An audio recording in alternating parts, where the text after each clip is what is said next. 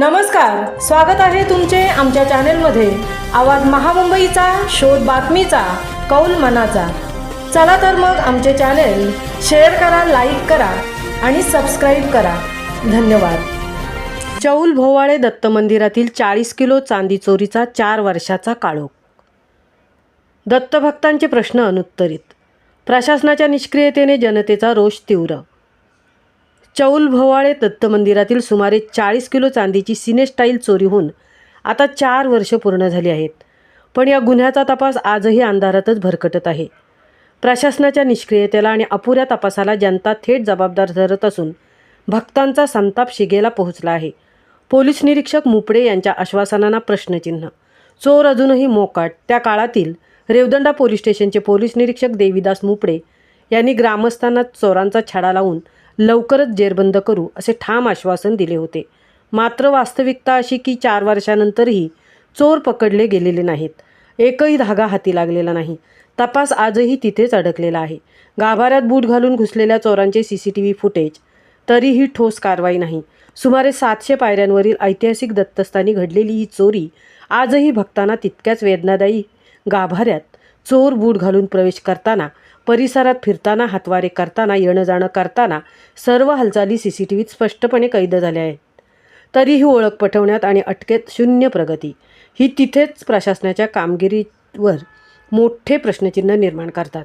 चोरीच्या दिवशी 2 आकाश पाळणे, त्यातील एक अचानक गायब। स्थानिक सहकाऱ्यांचा संशय अधिक गडद। चोरीच्या काळात दत्तयात्रेत 2 आकाश पाळणे कार्यरत होते। चोरीनंतर त्यापैकी एक पाळणेवाला अचानक अनुपस्थित राहिला। तो दत्तयात्रेत येतच नाही। त्यामुळे ग्रामस्थांमध्ये सातत्याने चर्चा, या चोरीत स्थानिकांचेच हात आहेत का? चोरांना मार्गदर्शन कोणी केले? CCTVत चेहरे दिसत असूनही ओळख न पटणे हेही या संशयाला अधिक बळकट करत आहेत। वरिष्ठ अधिकारी, पथके, अन्वेषण विभाग, पण निकाल मात्र 4 वर्ष शून्य। त्यावेळचे रायगड जिल्हा पोलीस अधीक्षक सोमनाथ घारगे यांच्या मार्गदर्शनाखाली गुन्हे अन्वेषण विभाग उतरला। स्पेशल पथक नेमले गेले। चौकशीचे ढोल बडवले गेले। मात्र आज 4 वर्षांनी परिणाम?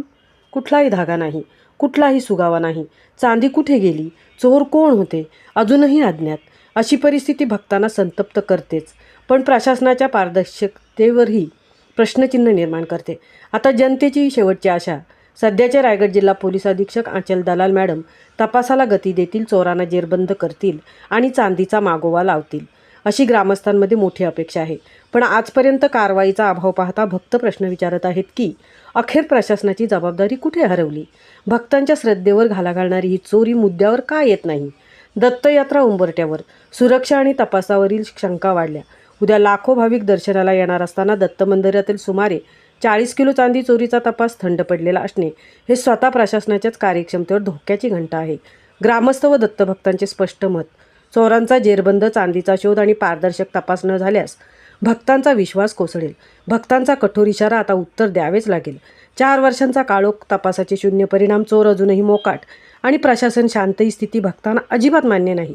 ही चोरी भक्तांच्या जखमेवर मीठ चढवणारी ठरू नये। प्रशासनाने आता कठोर पावले उचललीच पाहिजेत, अन्यथा दत्तभक्तांचा रोष अनावर होईल।